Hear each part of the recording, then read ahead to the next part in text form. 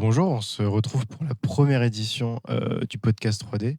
Je vais l'appeler très sommairement le podcast 3D. J'ai pas eu trop d'idées en vrai. Donc je suis avec notre premier invité. Bonsoir. Bonsoir. Est-ce que tu voudrais dire ton nom, ton prénom, ou tu veux juste rester avec ton pseudonyme ou juste ton prénom? Bon, on peut rester sur mon prénom. Donc, moi, c'est Agathe. Ok, Voilà.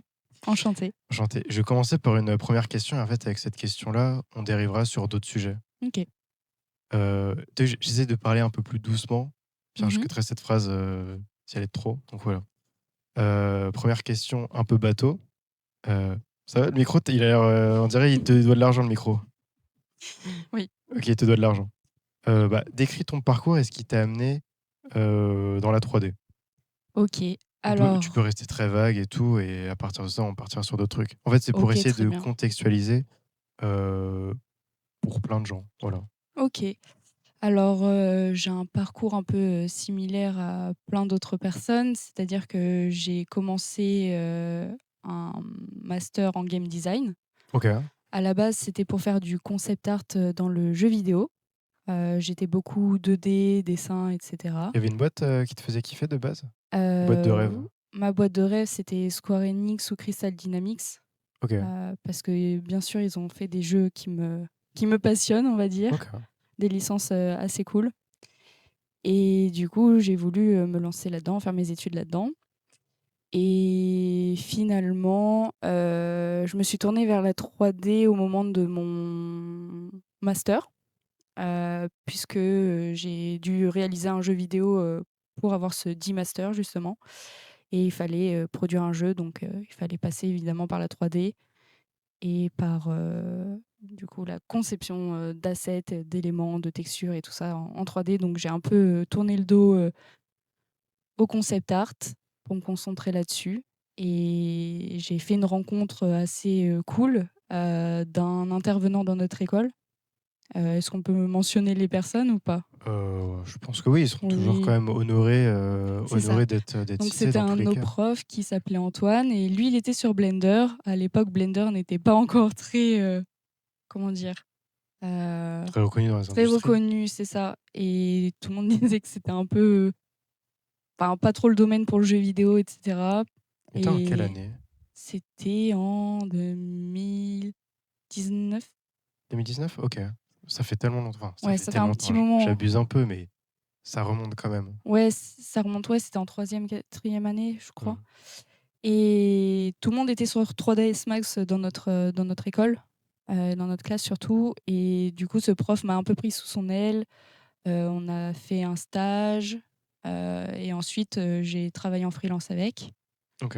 et en fait, je suis restée sur Blender et j'ai commencé la 3D côté luxe, produits et cetera et en fait, j'en suis jamais sortie. Et tu avais aucune base en luxe? Tu as tout appris sur le tas? Oui, alors le luxe m'intéressait de base, quand on parle un peu de mode et de visuel et cetera. Mais non, j'avais pas, les codes, du visuel de luxe dans la 3D. OK. J'ai tout appris, avec justement, cet intervenant, qui est devenu un ami après. OK, bah, trop cool. Alors 2e question, c'est quoi tes projets sur lesquels tu es le plus fier? Après, si tu as des projets qui sont sous NDA ou NDA, je sais jamais comment on dit, NDA, ouais. NDA, y a pas de problème, tu me dis. Et en fait, il y aurait, tu sais, il Un y aura petit une bip? version audio heu, du podcast et il y aura aussi une version, vidéo, tu sais, sur YouTube, YouTube Short et je pourrais montrer, des réels de tes projets. OK, Enfin, si tu as envie, bien sûr. bien sûr. Alors, c'est pas vraiment un projet dont je suis le plus fière, mais c'est plus le fait d'avoir, une reconnaissance sur ce projet. C'est, une marque, alors je ne sais pas où ils en sont actuellement, mais ça s'appelle, Las Cosmetics et j'avais fait, des visuels pour cette marque, qui ont fini dans le métro, sur les grandes affiches. Donc c'est un peu, cool de se dire que tout le monde passe devant tous les matins, qui tout le monde traîne du pied et toi, tu as une affiche qui est là et c'est toi qui l'as fait, personne ne le sait et tout le monde te prend pour une random dans le métro, mais c'est Ouais, toi qui as je vois. bossé là-dessus, tu vois? Donc ça, c'est un peu cool. Après, je dirais pas que je suis fière de chaque projet, mais je suis quand même contente d'avoir participé à beaucoup de productions, pour des marques, assez reconnues, de luxe et tout ça. Donc, Ok. je peux pas forcément tout citer, mais c'est cool de se Ok. dire que Je voilà. reviens sur l'affiche du métro. Ça représente quoi? Il y a quoi sur l'affiche En gros, exactement? c'est une marque, de rouge à lèvres, et du coup, c'était des rouges à lèvres, disposés les uns à côté des autres, en facing, tu vois? Et l'affiche était, géantissime et tu vois, il y avait des glosses à paillettes, donc il fallait faire des textures procédurales et tout ça et c'était mes premiers débuts en tant que free, donc j'étais un peu contente de voir ça Du coup, et c'était avec Antoine, c'est ça? exactement. Ok. Oui, c'était pas dans la boîte dans laquelle je suis actuellement Ok. ou d'autres boîtes que j'ai fait avant. Ok, ok. Bah, trop cool. Et du coup, ça, c'est ton top 3. Si tu dis un top 3, tiens, par exemple. Du coup, cosmétiques, Donc il y a pardon, les Last. rouges à lèvres. J'ai fait pas mal de projets avec des grosses marques avec, du coup, On a le droit de dire ou pas? je sais pas. Ah, si Je on sait pas, on dit pas. OK. Bon alors, donc il y avait le truc du métro et après sinon si, il y a un projet qui était un peu cool que j'avais fait, donc c'était une boîte qui s'appelait Atomic, enfin qui Mhm. s'appelle toujours Atomic je crois, Atomic Atomic Digital Digital, Design. c'est ça. C'était pour Verizon, c'est une marque américaine. Je connais. C'est pas des trucs de store? Non, Non, non, je non, confonds c'est pas, peut-être. tu confonds avec Verisure? Euh, je pensais à des volets roulants où Non, t'appuies en gros, je et crois que c'est un c'est truc automatique. de météo ou je sais plus exactement c'était quoi, mais en gros, j'avais dû refaire des mini, des mini 3D de bâtiments à New York, Ok, ouais, sans je vois. connaître New York et sans avoir vraiment de références visuelles. Je devais me baser sur Google Maps et tout ça. Et du coup, c'était assez cool parce que récemment, je suis allée à New York et en fait, j'ai vu les endroits que j'ai modélisés en vrai et du coup, c'est vrai que ça m'a fait un petit déclic de en fait, c'est cool, j'ai travaillé sur un truc que j'ai revu en vrai et en fait, c'est vrai que ça ressemble pas mal à ce que j'avais fait, de tête un peu et du coup, c'était assez cool. Ok. Et sinon, après, dans mon top 3, je pourrais Bon, après, ajouter on quoi? est déjà bon en soi. On en a 2 qui sont cool déjà. Hem, si dav si un truc un peu cool, c'est pas un projet, Ça peut être ce que tu veux, c'est en de vrai. travailler pour une marque pour laquelle on a reçu des prix récemment avec, notre boîte. Donc une marque qui est assez connue, en France, pour qui je travaille depuis maintenant, au moins bien 3 ans, qui collabore avec nous et je suis contente, tu vois, qu'ils soient toujours là et que c'est nous qui faisons leurs visuels, qu'on voit sur leur site, qu'on voit, tous les marchés, internationaux de cette marque qui Mhm. travaillent sur les visuels qu'on leur propose. Donc ça aussi, c'est un peu une fierté en vrai. Ok. Voilà. Ok, ok, bah, vachement intéressant. Euh, je vais un peu répondre à la question aussi, parce que je changerai les questions en fonction des invités, Mmh. mais si tu as d'autres questions aussi en rapport, n'hésite pas. Euh, des projets qui m'ont fait kiffer. Moi, c'est un truc très, très bateau, mais au début, quand je suis sorti d'école, il fallait que je fasse quelque chose. Et je me suis intéressé aux concours. Et il y a des concours sur Sketchfab, par exemple. Mmh. Il y avait un thème et bah, tu dois refaire une modé dans ce thème-là. J'avais aussi un autre ami qui l'avait fait et j'avais fait un concours sur une cabane. Et c'était à l'époque, hein, je savais même pas ce que c'était une map de normal. J'avais vraiment plein de difficultés sur plein de trucs et tout. Et bah, du coup, je faisais du SketchUp et je faisais aussi des concours pour Brawl Stars. En fait, faut Je me savoir que souviens. sur le site, bah, c'est gratuit, ils te passent les modélisations des personnages et c'est à toi de faire les skins. OK. C'est en libre service et je trouve que c'est trop cool de bosser sur ça parce que c'est quand même vachement reconnu, Brawl Stars, Supercell et tout. J'aime bien comment dire? Leur cinématique, leur chara design et tout et je pense que tout le monde a un peu joué à Brawl Stars, se trouve aussi, je sais pas. À l'époque. À l'époque, toi, tu as plus, basculé sur, Clash Royale, c'est ça? Exactement. Quelle arène? Je sais plus. OK. Parce que j'ai pas beaucoup joué à Clash Royale, mais je sais il Tu y a un un système système de d'arène. d'arènes et de trophées, mais je crois que je suis à 7 800 trophées. OK, bon, bah, pour ceux qui se reconnaîtront, J'ai un vous bon niveau, quoi. OK, bon niveau pour 7 200? Non, 7 800. 7 800, pardon. Il y a beaucoup d'écart entre 200 et 800? Je me rends Ouais, pas parce compte. que Enfin, faut que tu augmentes tes cartes et tout ça. Ok, Ce que tu joues aussi. ok, Big up au petit PK. ok. Bah, ils se reconnaîtront, pardon. Ok. On va passer à une question un peu plus tech, si je puis me permettre. Euh, on en pense quoi la situation de ce qu'il se passe dans le monde de la 3D? Je vais la dater en 2025. Tu as le droit de parler Hmm, en 2026 aussi, tu vois. De ce que tu sais, de tes appréhensions, alors, je de ce pense que tu que entends des gens savoir de aussi. quoi tu veux parler un petit peu. Je suis vraiment, tu peux aller sur tous les sujets, je reste évasif pour que tu aies un max de contrôle sur de... Sur ce que je veux dire. Exactement. Ok. Alors, globalement, j'ai pas un avis de fou dessus, dans le sens où moi, je suis là, j'ai mon taf, ça me plaît ce que je fais, ce que je fournis et là où je vais. Mais de ce que j'entends, c'est que c'est assez compliqué un peu partout. C'est chaud dehors, comme on dit. Ça flingue, ça flingue. Non, que c'est un petit peu galère de travailler dans le monde de la 3D, tout est assez bouché, mais en fait, ça, j'entends ça de plein de personnes, mais nous, quand on est sortis de l'école, c'était déjà le même état. Ah, il n'y avait pas l'IA, tu vois, Il n'y c'était avait quand même pas un peu l'IA, différent, mais même on mais disait il faut c'est se faire sa bouché, place. le secteur du jeu vidéo, c'est bouché, le secteur de ça, c'est bouché, etc. Tu vois, on galérait à être placé en stage. Enfin, je trouve que ça n'a pas tant changé. Bien sûr, il y a l'IA maintenant, mais je pense que ça bouge pas non plus tant que ça, dans le sens où si tu es bon, si tu sais t'investir et si tu sais où tu vas, je pense qu'il n'y a pas trop de galère à trouver un taf. Après, les gens sont assez exigeants, hein, bien sûr. Pas trop de galère, c'est toujours à utiliser avec parcimonie, j'ai envie de te dire. Oui, bien sûr, Ça dépend toujours des profils, j'ai envie de te dire, je mais vois large, hein, bien évidemment. Mais je sais pas, je pense pas que ce soit tant hardcore que ça si tu es un peu flexible, si aussi tu as un profil assez versatile. Parce que beaucoup de gens ne s'adaptent pas aussi. Les gens sont là, disent ouais, moi je sais faire ça, mais je veux faire que ça. Mais en fait, la réalité, c'est qu'il faut quand même savoir s'adapter. Si tu sais pas t'adapter, effectivement, tu vas jamais rien trouver. Faut un peu sortir de sa zone de confort. Je dis pas que c'est facile, hein, parce que moi, il y a des choses que j'aimais pas faire, j'ai dû m'adapter et le faire. Mais tu trouves toujours ton compte au final. Si tu fais bien les choses, et après, il faut aussi avoir, comment dire, j'aime pas trop ça, le fait de dire des contacts, mais c'est très important en fait de discuter avec les gens, de s'entendre avec les gens.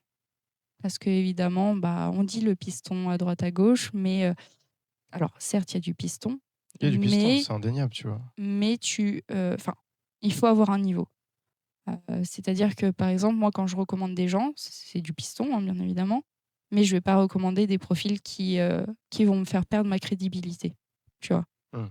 Je comprends. Ça m'est déjà arrivé, mais bien que ça arrive sur Terre, tu vois, il y a forcément, ça m'est arrivé de recommander quelqu'un et ça s'est Oui, pas tu peux te passé. tromper, C'est ça, mais ouais. globalement, j'essaye de bien faire les choses.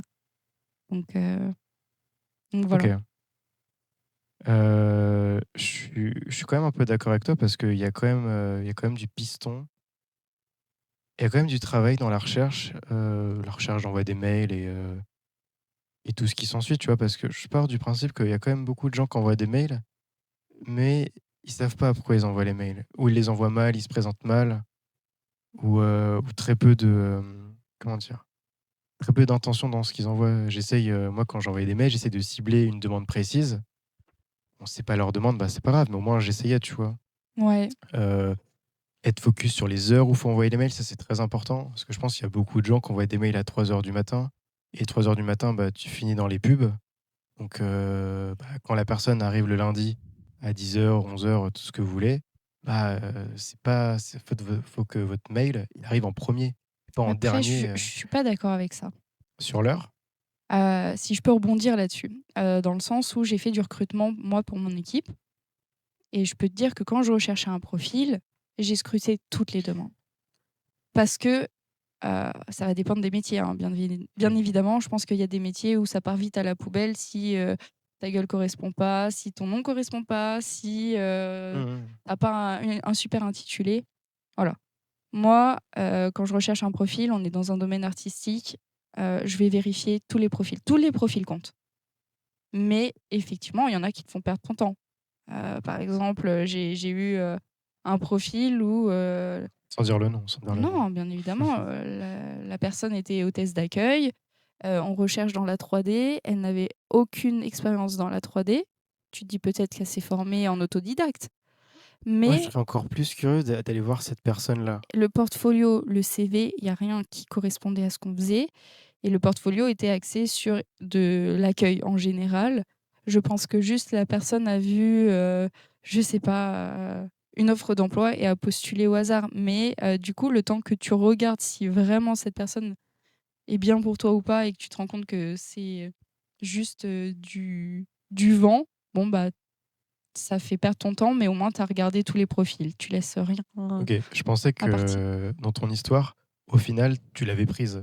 Non. Prise ou pris, pardon, je sais pas Non, si c'est non, parce que, finalement, cette personne ne travaillait absolument pas sur nos logiciels. En fait, il y avait rien du tout. elle faisait un peu de 3D quand même? Non, non, non, Mais elle travaillait sur nos logiciels? non, elle ne travaillait pas sur nos logiciels. Ah pardon. Genre, par exemple, la personne avait mis Canva.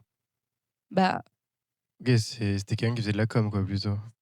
en fait, Graphiste, communication visuelle dans une mairie, je sais pas, peut-être, mais c'est un profil qui s'est perdu et j'en ai eu, je pense que sur les 200 que j'ai traités, j'en ai dû avoir 50 comme ça qui étaient, juste, je postule pour postuler quelque part.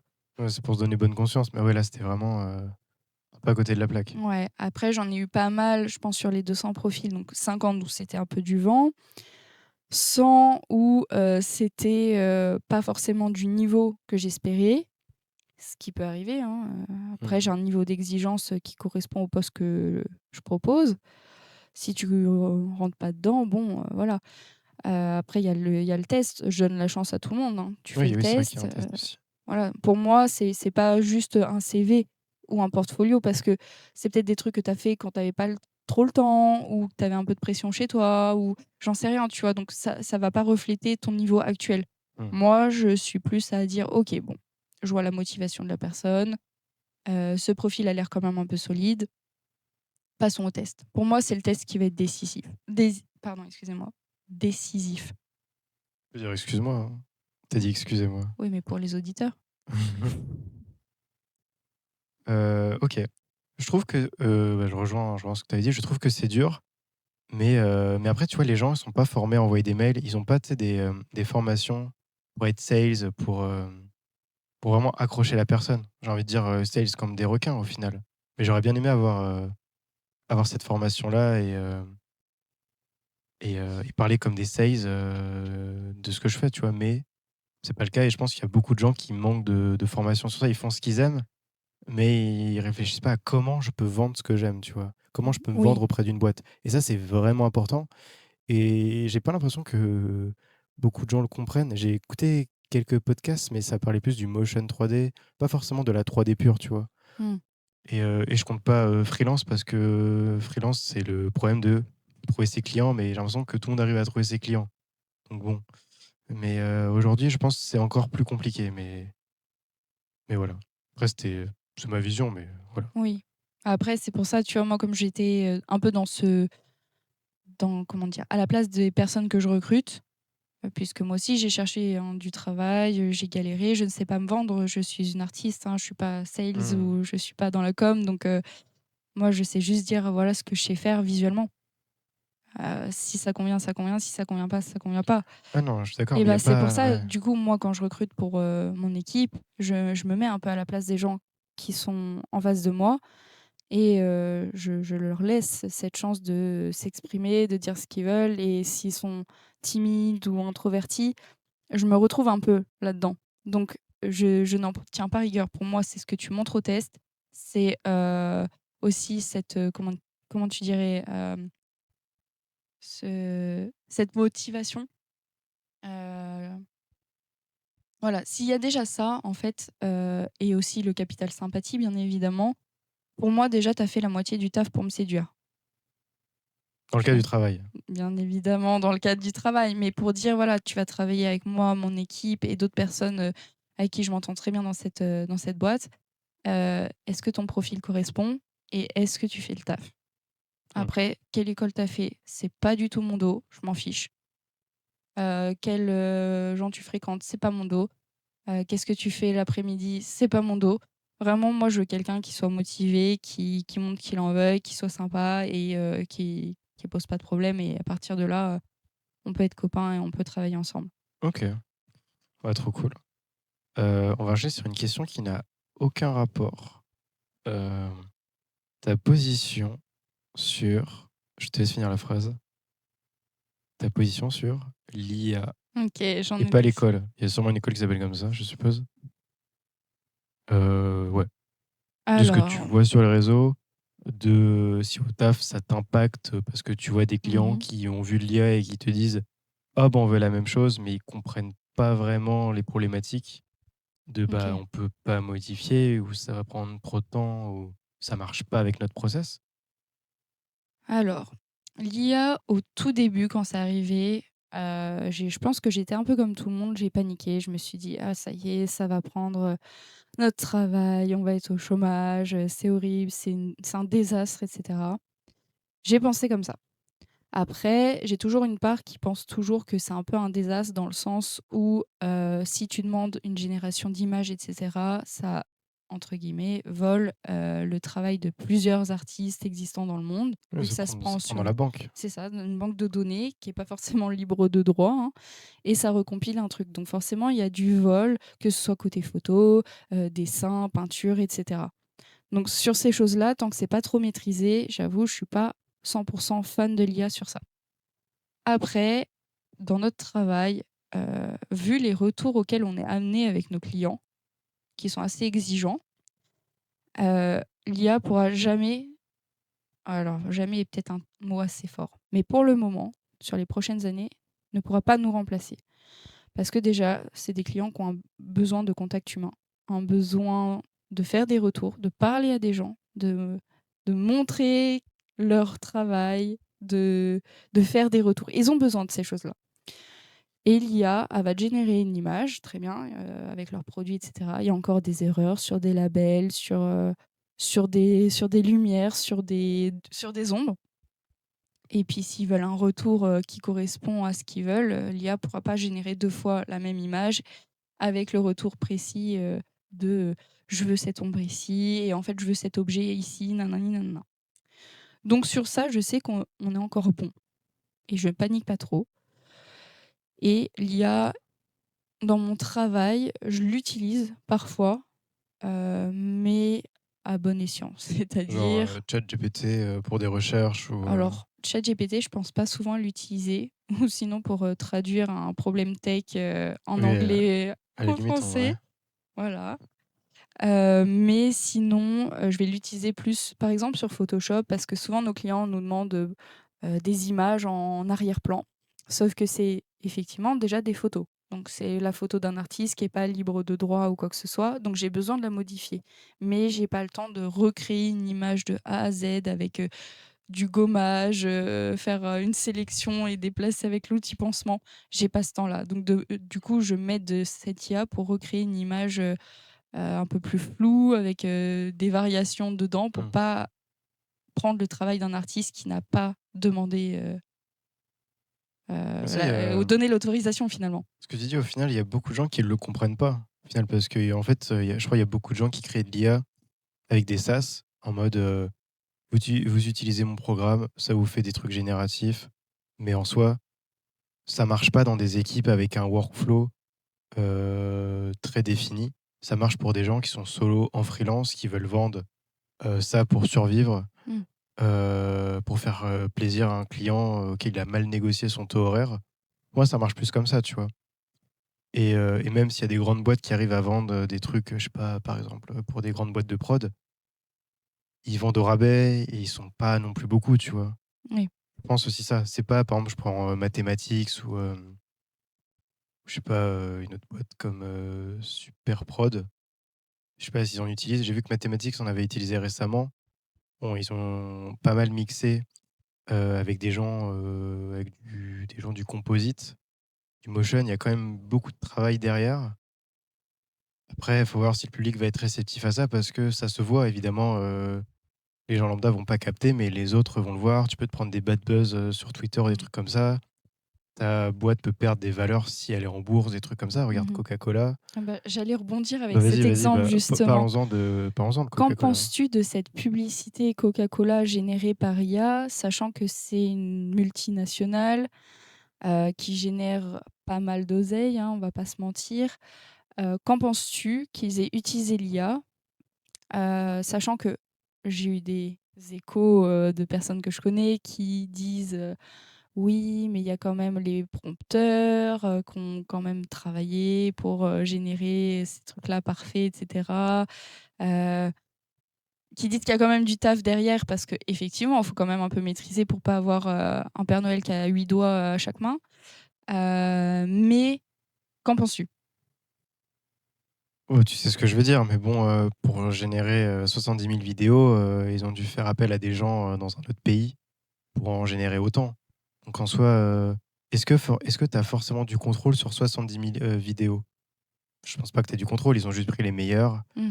et il y a eu un, comment dire? Un inside où tu vois qu'ils ont mis du composite, ils ont fait un peu de rotoscopie, mais au final, ils ont voulu faire comme des vrais artistes parce qu'ils ont mis, qui dessinaient à la tablette et on voit que la tablette, elle est pas allumée et bizarrement, la vidéo, ils l'ont supprimée après donc au final, ils ont avoué leur faiblesse. Oui, Ils ont mais mis un, comment dire? Des insights pour faire genre, mais finalement, bah, mais je trouve ça voilà quoi. dommage parce que c'est justement une compagnie qui a de la ressource et Ah oui, ça, c'est vraiment dont dommage. les personnes, enfin, moi, je vois depuis que je suis petite, quand il y a la pub Coca de Noël qui apparaît à la télé, genre, c'est le moment féerique, où c'est un peu stylé, où justement ça rassemble un peu les gens, c'est le moment émotion, nostalgie et tout et là, tu te dis que, bah, en fait, c'est en mode, «Bah, tenez, on vous a fait votre vidéo, soyez contents». Il y a plus ce truc de, on travaille de fou derrière pour vous apporter un contenu que tout le monde va kiffer, même si là, les gens vont kiffer, mais en fait, il y a plus cette authenticité et pour une boîte qui génère autant d'argent, on pourrait faire vivre des studios, tu vois? Je suis entièrement d'accord et je sais pas si tu as vu la vidéo, mais quand tu vois les insights, tu vois le prompt qu'ils mettent et en fait, le prompt, il fait, une page entière, du dictionnaire. Il dit: «Mais comment tu peux avoir du contrôle sur ça?» En fait, ce que Mmh. tu as fait, tu as généré ça, tu as enlevé un mot, tu as retesté, tu as enlevé un autre mot à une position précise et tu as retesté. Je veux dire, n'importe qui peut faire ça. Oui, Franchement, il y a pas un bac+5 pour comprendre ça. Je pense que n'importe qui peut le faire.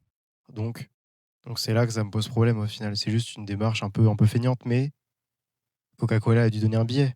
Ils ont dû donner un oui, ça moins a quand gros même billet. payé des personnes. Ça a quand même payé des personnes, mais je trouve qu'il y a un peu d'abus. Enfin, c'est Coca-Cola, Oui. c'est pas une petite marque dans le fin Oui, fond c'est de la pas une France, petite tu boîte vois? qui se lance et qui sait pas trop comment faire, qui a peu de moyens, qui se dit: «Bon, bah, voilà, je vais générer une petite vidéo, ça va marcher, sur mes réseaux, un petit truc d'Insta tranquillou». Non, là, c'est une grosse boîte qui peut se permettre en plus de prendre des très bons artistes et faire un truc vraiment qualitatif et en plus, tu peux te permettre de récupérer dans ce cas les assets pour l'année d'après et refaire un autre truc banger, tu vois? Comme ça, mais je pense qu'ils vont encore retenter en 2026. Oui, vu que ça a marché en 2025 Ouais, donc ça finalement, et je crois que j'ai vu, il y avait plein de gens qui s'étaient plaints parce qu'ils avaient pris des, comment dire? Des raccoons et les raccoons ressemblaient étrangement à ceux du Gardien de la Galaxie, où il y a d'autres trucs et tu vois dans la vidéo, il y a des camions, ils ont 5 roues, des fois ils en mmh ont 4. En fait, c'est pas et puis constant. il y a le camion, il fait 5 mètres de long, puis après il en fait 15 Oui, quoi. c'est ça. Évidemment, on voit ce qu'ils ont fait, ils ont juste, ils ont détouré sur le fond, pour que le logo Coca-Cola apparaisse bien. Parce Mmh. qu'ils avaient peur que ce soit déformé et oui, s'il est déformé, c'est un peu relou. Oui, parce que c'est quand même Mais ta marque, mais je trouve que c'est dommage, mais ils auraient dû plus communiquer dessus. Au final, si vous voulez démocratiser, mais communiquer un max dessus. Au final, ils ont pas tant communiqué oui, comme s'ils dessus. avaient un peu honte d'avoir utilisé ça parce que forcément, tu as aussi une question, je pense, d'écologie derrière parce que toutes les marques, même multinationales, veulent bien se faire voir, tu vois? Coca-Cola, je pense que question d'écologie, je suis pas si c'est la meilleure, dans le monde, Je mais sais bien, mais tu vois, comme ils ont déjà les problèmes avec le truc, genre, c'est déjà une boisson hyper sucrée, enfin, tu vois, tu as tous ces trucs-là, ils ont toujours des trucs un peu négatifs aux fesses. Tu sais, toutes les marques essayent de communiquer, genre, nos camions roulent à l'énergie verte, ils etc. communiquent sur ça? Alors je sais pas si eux particulièrement, mais tu vois, tout le monde essaye de mettre un peu son Oui, truc c'est vrai que tout de le monde essaie d'avoir une empreinte un peu sauf verte en que mode, derrière tu génères, une vidéo de je ne sais pas combien de minutes, par IA et comme tu dis, si tu as fait, tourner 70 000 vidéos, enfin 70 000 soixan ouais, ils ont généré 70 000 vidéos. Après, je sais voilà. pas combien de Alors les prompts. serveurs, merci, hein, mais Oui, donc tu dans sais tous les combien ça cas, nécessite d'eau quand tu fais, des j'ai vidéos vu. par En IA? gros, les Enfin, serveurs, ils sont implantés dans des villes très, très pauvres, dans des villes très, très pauvres parce qu'en fait, elles ont beaucoup d'hectares à louer, mais ces serveurs ont besoin d'eau. mmh. Donc ça priorise les serveurs plutôt que les populations locales. Oui et puis il y a des villes du coup qui ont plus accès à l'eau potable puisqu'on utilise cette eau pour, les serveurs. Et ça, c'est là que le bas blesse. Donc Donc c'est bien parce que tu essayes d'apporter de l'argent à des pays, pauvres, mais en fait, c'est quand même les pauvres de ce pays qui en pâtissent. Donc au final, bon, bah, c'est toujours le même souci. oui. Après, On part ils auraient ils auraient politique là. ils auraient ils auraient pu quand même faire appel à d'autres boîtes. Ils ont sous-traité à d'autres boîtes. Je crois il y a Secret Level, la boîte qui s'appelle comme ça aux US. Je pense que Secret Level a dû quand même sous-traiter à d'autres boîtes pour générer ces 70 000 vidéos parce qu'ils sont pas 50. Je pense qu'ils doivent être peut-être une trentaine, une vingtaine, je sais pas exactement. Faudrait que je regarde sur leur LinkedIn, mais voilà quoi. Je trouve que c'est pas fou et ça donne pas une bonne image alors que si tu as envie de te donner une bonne image, c'est facile. Et alors qu'ils avaient fait une pub avant, on m'a montré, c'est, une pub qui se passe dans un musée et tu vois les œuvres d'art qui s'échangent la canette avec leur propre style. Donc tu vois la canette en mode Picasso, après il y a Mmh. une statue qui prend la canette et du coup elle devient un peu marbrée, des trucs comme ça. Donc je pense qu'il y avait des trucs à faire, mais là, je pense que c'est, la tendance, tout le monde parle de l'IA donc ils se disent: «On va Surfons faire de sur la l'IA». vague. Ouais et tu peux pas leur reprocher, mais juste que je trouve ça un peu dommage. Mmh. Donc voilà. Je suis d'accord. On va passer à une autre question. Est-ce que tu aurais une, hot take? C'est-à-dire? Une opinion un peu controversée? Un truc que tu penses, mais que les autres ne pensent pas forcément? Par rapport à la 3D, je Ouais, par suppose? rapport à la 3D, par exemple, tu peux dire, je sais pas, moi j'adore l'IA alors que autour de toi, la plupart des gens ne l'adorent pas forcément, Mmh. tu vois? Ah, là, comme Un ça, avis que tu as qui est différent des autres, mais que toi tu trouves légitime? je sais pas trop. Là, comme ça, je Bon, suis un peu prise au dépourvu. on reste dans la 3D, mais ça peut être un peu plus vague, ça peut être, on reste dans la 3D, mais tu peux quand même aller loin, quoi.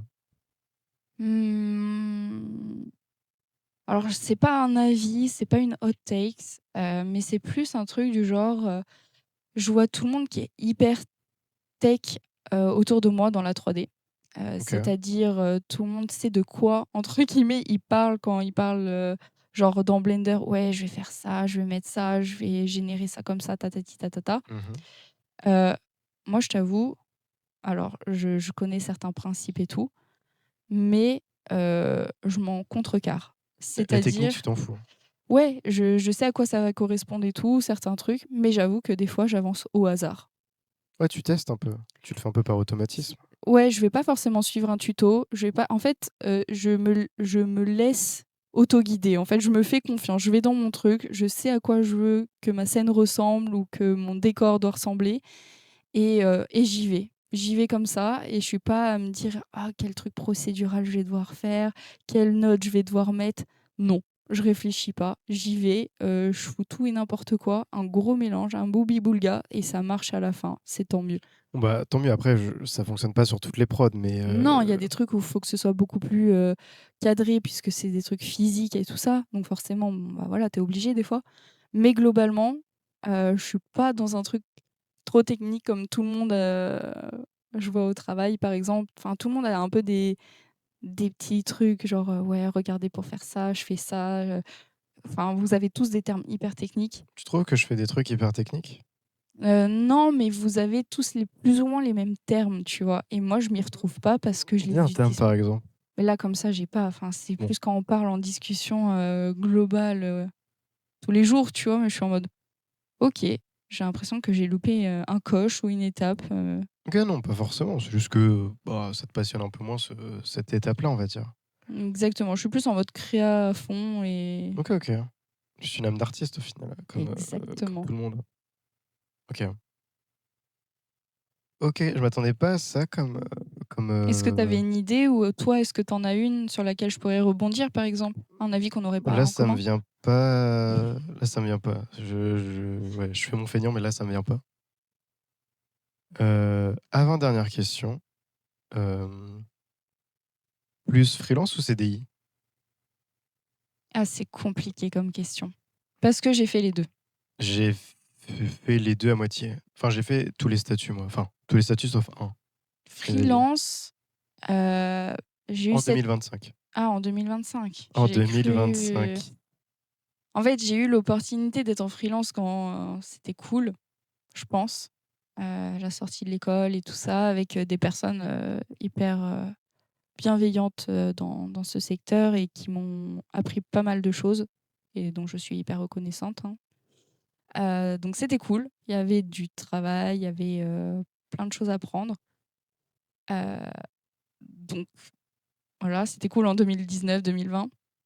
Effectivement, 2025, c'est plus compliqué parce que je vois même des personnes qui ont des profils très, seniors, se retrouvent plus forcément, là-dedans, parce que, bah, les clients, ont de plus en plus appel à soit des agences ou effectivement, comme tu disais, Boss Paria et cetera.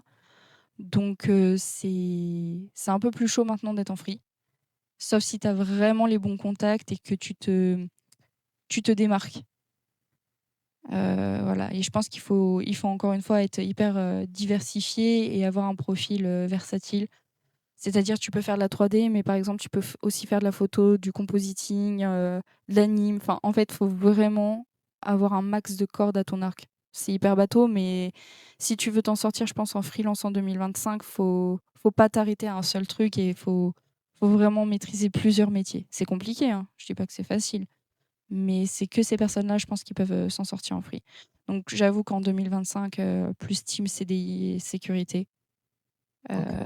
Parce que, bah, forcément, là, tu vois, là, dans le travail dans lequel je suis, ça chôme pas, hein. On a du travail tous les jours. On en vient à dire qu'on est sous l'eau Non, c'est et c'est les c'est pas tous les profils, jours, hein. freelance que je connais, ils sont pas sous l'eau.